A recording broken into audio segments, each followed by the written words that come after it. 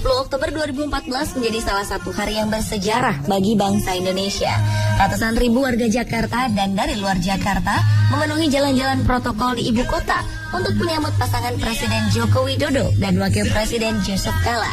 Tepat hari itu, Joko Widodo atau Jokowi resmi menjadi Presiden ke-7 Republik Indonesia. Pelantikan ini juga membuat On The Spot malam ini memutar kembali kehidupan Presiden Indonesia dari masa ke masa. Inilah 7 fakta Presiden Republik Indonesia versi On The Spot. Dari Sabang sampai Merauke, ia adalah merupakan satu kesatuan kebangsaan. Sejak kecil, Kusno Sosrogiharjo, seorang anak yang terlahir di Surabaya, Jawa Timur, sering sakit-sakitan. Akhirnya nama Kusno pun diganti menjadi Soekarno. Nama ini diambil dari seorang panglima perang bernama Karna dalam kisah Baratayuda. Tidak hanya pergantian nama di masa kecil, ketika dilantik menjadi presiden, Soekarno mengganti ejaan lama namanya karena menurutnya namanya itu adalah ejaan penjajah Belanda. Namun nama pada tanda tangan tidak dirubah. Karena itu adalah tanda tangan yang sama ketika menandatangani naskah proklamasi yang asli.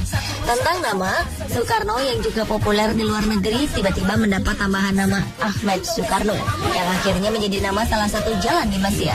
Sang presiden pertama Republik Indonesia tersebut memang terkenal dengan pidato-pidatonya yang lantang dan berani. Hal itu membuat Soekarno tidak hanya dipuja rakyat, tetapi juga dibenci oleh sebagian golongan. Ia pernah beberapa kali mengalami percobaan pembunuhan. Salah satu yang menghebohkan adalah ketika menghadiri acara bazar di sebuah sekolah di Cikini pada 30 November 1957. Soekarno dihujani granat dari berbagai penjuru. Untungnya para pengawal presiden sigap melarikan beliau ke tempat yang lebih aman. Ciri khas penampilan Soekarno ketika menjabat sebagai presiden Indonesia adalah baju militer dan tongkat komando yang selalu dibawa kemana-mana. Ternyata ada 3 macam tongkat komando yang dibawanya pada saat-saat tertentu. Tongkat pertama dibawa pada saat kunjungan ke luar negeri. Tongkat kedua digunakan pada saat berhadapan dengan para jenderal. Sedangkan tongkat ketiga dipakai setiap kali ia berpidato. Jika terburu-buru, Soekarno selalu membawa tongkat komando yang biasa dipakai untuk berpidato. Banyak spekulasi tentang tongkat ini. Sebagian berpendapat tongkat tersebut merupakan rahasia kesaktian Soekarno yang selalu lolos dari percobaan pembunuhan. Namun dalam buku biografinya yang ditulis oleh Cindy Adams, Soekarno mengaku tongkat tersebut hanya pelengkap penampilan saja.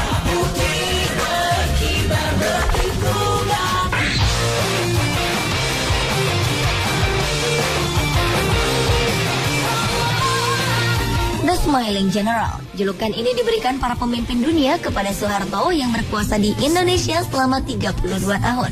Presiden kedua Republik Indonesia ini memang selalu tersenyum ketika berhadapan dengan publik, baik di luar maupun di dalam negeri. Salah satu wartawan yang selalu mengikutinya bahkan mengaku Soeharto tetap tersenyum ketika masyarakat Jerman menghujatnya. Kejadian ini berlangsung sewaktu Soeharto dan rombongan kabinetnya mengunjungi Jerman pada tahun 1995. Tidak hanya tersenyum, Soeharto bahkan melambaikan tangan kepada para pendemo, seakan mereka tengah menantikan kedatangannya. Meskipun banyak komentar negatif dari mantan presiden yang satu ini, namun Soeharto berhasil menorehkan prestasi besar untuk Indonesia. Pada masa pemerintahannya, Indonesia berhasil keluar dari ketergantungan impor beras. Indonesia yang tadinya menjadi negara pengimpor beras terbesar di dunia, menjadi negara yang bersuasembada beras. Ia bahkan berhasil menghimpun bantuan 1 juta ton padi kering dari para petani untuk diberikan kepada rakyat Afrika yang mengalami kelaparan. Selain itu, Soeharto juga mendapat penghargaan tertinggi dari PBB di bidang kependudukan karena berhasil melaksanakan program keluarga berencana untuk menahan laju kepadatan penduduk di Indonesia.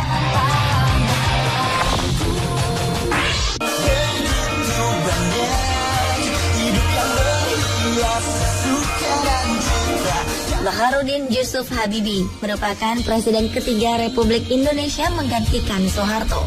Berbeda jauh dari pendahulunya, Habibie adalah presiden yang paling singkat masa jabatannya, 1 tahun 5 bulan saja.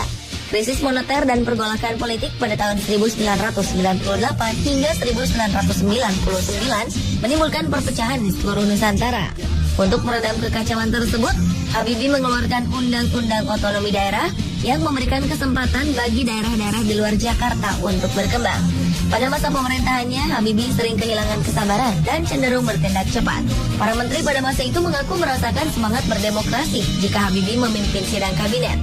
Semakin panas perdebatan antara para menteri, Habibie semakin bersemangat memimpin rapat. Menjadi presiden di masa peralihan dari rezim Orde Baru ke era demokrasi memang sangat berat. Pertanggungjawaban Habibie sebagai presiden ditolak oleh sidang MPR. Salah satunya karena Timur Timur lepas dari wilayah Indonesia. Menyadari kekurangannya, Habibie dengan lapang dada menerima dan memutuskan tidak akan mencalonkan diri lagi sebagai presiden. Setelah itu Habibie keluar dari dunia politik dan lebih banyak berkarya di bidang ilmu pengetahuan dan teknologi. Kecerdasan presiden ke Indonesia ini memang di atas rata-rata. Ia memiliki 46 hak paten dunia di bidang teknologi penerbangan. Belum ada yang menyamai prestasi itu. Doktor dari Jerman ini juga berhasil membuat sebuah pesawat untuk NASA, organisasi pemerintah Amerika yang berhubungan dengan luar angkasa. Untuk Indonesia sendiri, ia merancang sebuah pesawat N250 yang dikerjakan oleh 100% insinyur Indonesia. Kalau tidak ada krisis moneter, pesawat ini diramalkan bisa mendominasi dunia penerbangan kategori turboprop.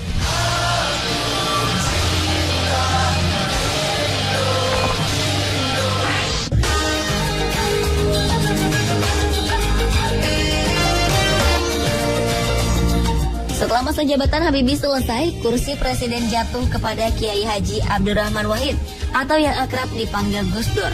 Kiai yang terkenal Demokrat dan tidak bisa ditebak ini memenangkan voting MPR dan mengalahkan Megawati Soekarno Putri.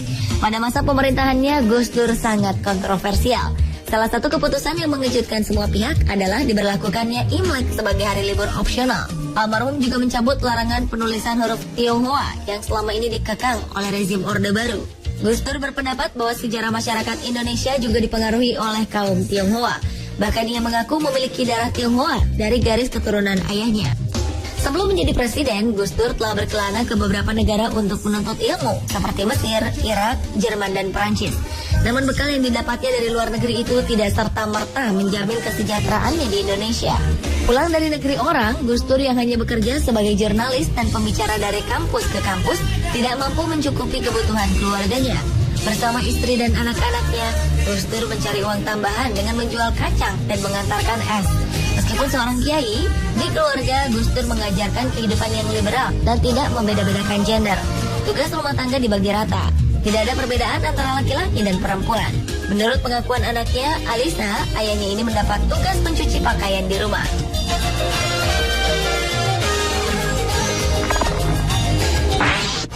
Anak Indonesia Selanjutnya adalah Megawati Soekarno Putri, sang presiden Indonesia yang sangat mengidolakan ayahnya sendiri. Karena itu, sejak muda ia sudah terjun ke dunia politik.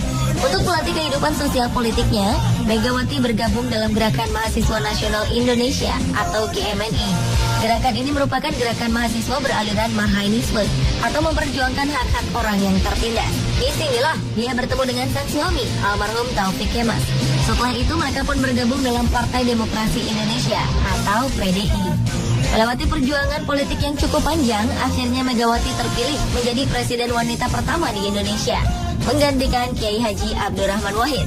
Terpilihnya Megawati menjadi sorotan dunia karena pemimpin negara wanita memang jarang.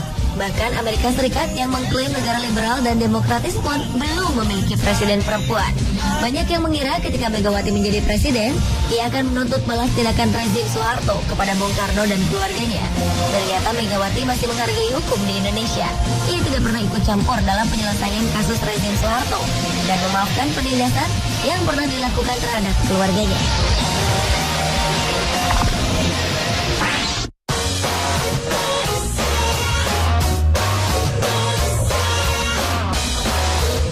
Setelah Megawati lengser dari kursi presiden, Susilo Bambang Yudhoyono atau SBY yang tadinya menjadi Menteri Koordinator Politik dan Keamanan pada masa kekuasaan Megawati, terpilih menjadi Presiden Indonesia ke-6. SBY menjadi presiden pertama Republik Indonesia yang dipilih langsung oleh rakyat.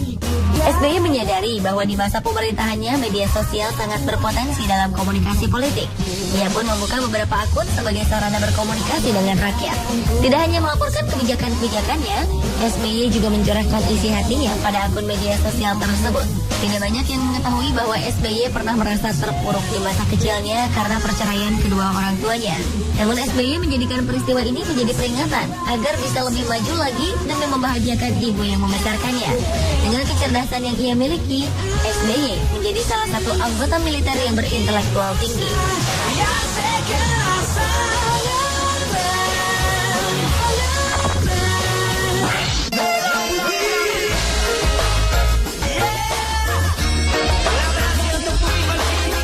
Presiden Republik Indonesia yang ketujuh adalah Joko Widodo atau Jokowi. Terpilih menjadi presiden memang tidak pernah menjadi cita-cita seorang Jokowi.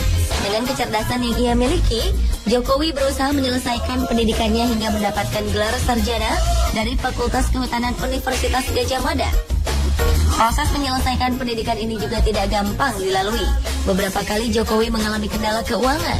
Berdagang, mengojek payung, dan menjadi kuli panggul adalah pekerjaan yang ia lakoni semasa kecil. Namun dengan semangat yang tinggi, Jokowi berhasil menjadi pengusaha kayu dan mengirim hasil produksinya hingga ke Eropa. Ada sebuah hobi Jokowi yang belum terlaksana di Istana Negara sejak ia dan keluarga menempati istana tersebut. Belum ada kodok-kodok berkeliaran di sana. Pasalnya, selain kucing, Jokowi juga suka menangkap kodok dan melepaskan mereka di pekarangan rumah. Ketika menjadi wali kota Solo dan gubernur DKI Jakarta, Jokowi juga melepaskan kodok-kodok di pekarangan rumah dinasnya. Ketika hujan datang, ia senang menikmati paduan suara kodok yang membuat suasana rumah menjadi lebih natural. Karir politik Jokowi bermula ketika menjadi wali kota Solo. Berbagai gebrakan ia lakukan hingga menentang atasannya sendiri, Gubernur Jawa Tengah Bibit Waluyo. Pada waktu itu Bibit menyindir Jokowi sebagai orang bodoh karena menolak pembangunan pusat perbelanjaan lahan bekas pabrik es Sari Petojo. Menurut Jokowi, pembangunan tersebut akan menggusur pasar tradisional rakyat. Tindakan ini membuat namanya menjadi lebih populer. Dari wali kota Solo, Jokowi beranjak ke Jakarta dan terpilih menjadi Gubernur DKI Jakarta. Pemirsa, itulah 7 fakta Presiden Indonesia. Terima kasih atas pelayanan presiden-presiden terdahulu. Dan selamat bekerja Presiden Joko Widodo. Harapan rakyat bergantung di pundaknya.